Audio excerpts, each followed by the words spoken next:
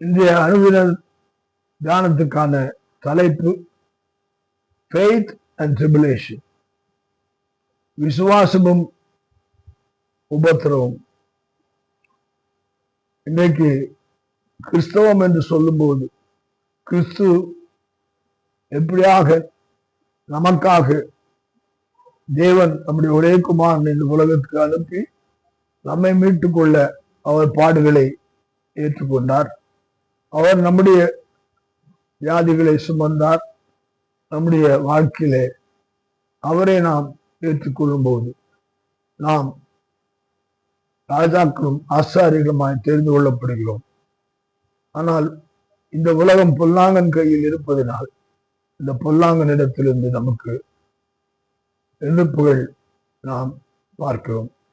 அதைத்தான் அப்போஸ்தலர் நடவடிக்கைகளிலே 14ஆம் அதிகாரம் 22ஆம் வசனத்தை நாம் வாசிக்கும் போது இப்படியாக சொல்லப்படுகிறது.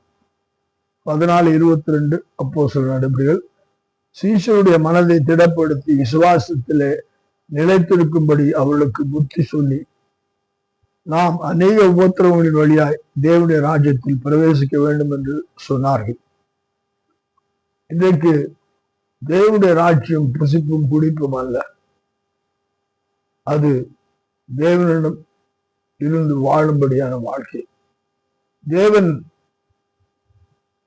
எப்படியாக இயேசுவை அனுப்பித்த போது அவர் இவ்வுலக பாடுகளை ஏற்றுக்கொண்டு பவுல் சொல்லுவோம், இவ்வளவு பாடுகள் இனி ஒரு மகிமைக்கு ஒப்பிடத்தக்கதல்ல.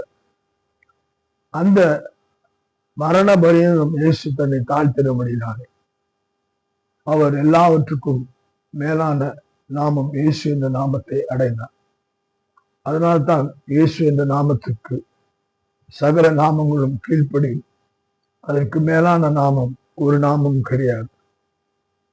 நாமம் இயேசு என்ற அவருடைய பரிசுத்த நாமம் நம்முடைய நெற்றிகளிலே எழுதப்பட்டிருக்கபடினால் நாம் அவரை சார்ந்து இருக்கும்போது நாம் ஒவ்வொருத்தரவங்களை சகித்து மேலானவர்களை நாடி பரலோக ராஜ்யத்தில் மக்களாக நாம் நித்திய வாழ்வுக்கு உட்படுகிறோம்.